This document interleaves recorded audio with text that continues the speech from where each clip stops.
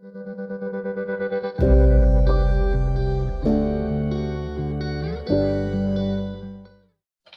right. Hi, everybody. We are delighted to have back Pina D'Intino, one of the speakers at last year's Digital Accessibility Legal Summit.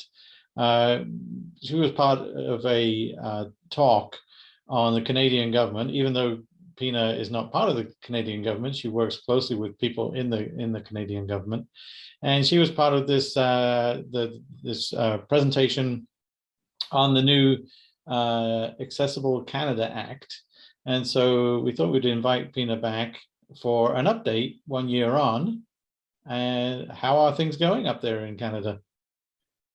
Hey, hi, Chris, and thank you so much for having me back. Things are going well in Canada. We are progressing well with the Accessible Canada Act, as you mentioned. Last year, we had a great presentation with some of our friends from the government explaining to us what was coming in regards to the legislation and requirements. And what we have seen over the past year is a lot of action with organizations trying to anticipate what is going to be required from them to include in their accessibility plans. I think that the work that was done with the AODA and other provincial legislations on accessibility has really helped set the foundation for many of the organizations, even though the Accessible Canada Act is more targeted towards federally regulated organizations. The fact that there have been a number of provincial regulations already in place for some time, it seems like many organizations, have a sense of what is expected.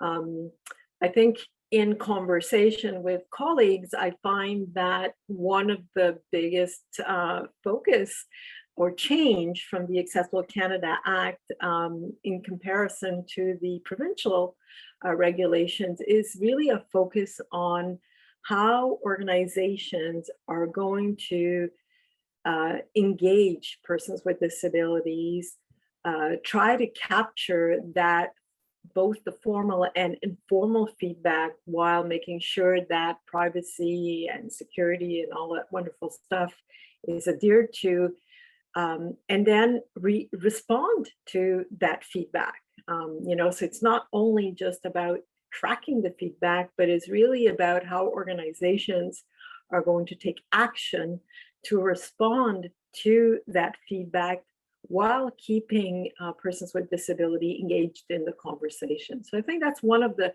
areas where we're seeing some discussion and certainly some creativity and innovation as to, how we can move the dial up a little bit and making sure that the engagement is active and it's actually impactful.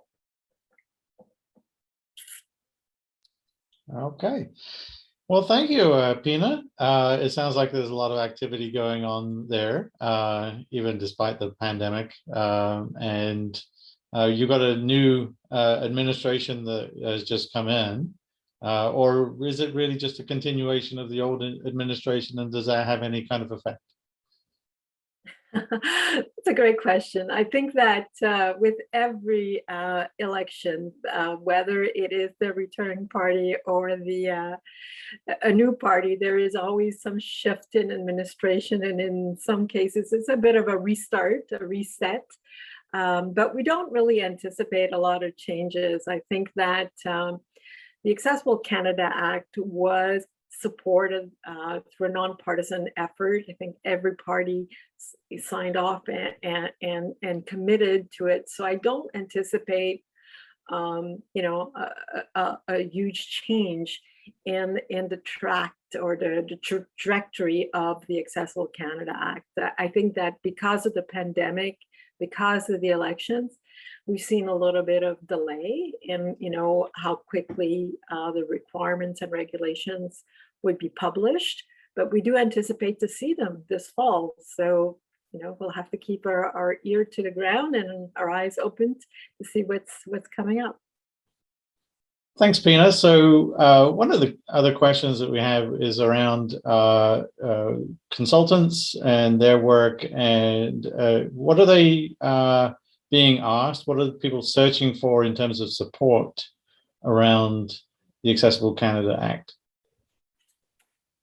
Well, thank you, Chris. I think that one of the key things that we're struggling with, aside from, as I said before, the engagement of persons with disability, is looking for professionals in accessibility, individuals that understand accessibility and understand how to do proper testing, developing plans that are achievable. I mean, sometimes, as you know, accessibility can be quite overwhelming.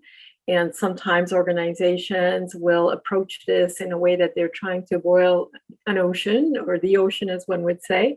But I think accessibility professionals who understand the development of roadmaps, the intricacies of accessibility testing and evaluation of either digital properties or built environments, are areas where we really need some help. I think organizations are really struggling to finding the right expertise and expertise they can trust. And I think this is where programs like, the ones offered by IAAP, or even through events like your ICT symposium, testing symposium, is where we're becoming more and more dependent for resources and expertise. So I think most cases consultants are really being asked to multitask and really be experts,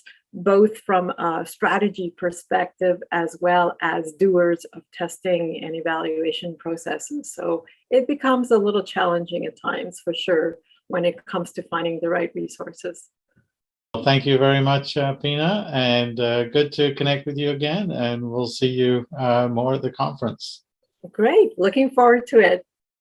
Thank you. God bless everyone. Thank you.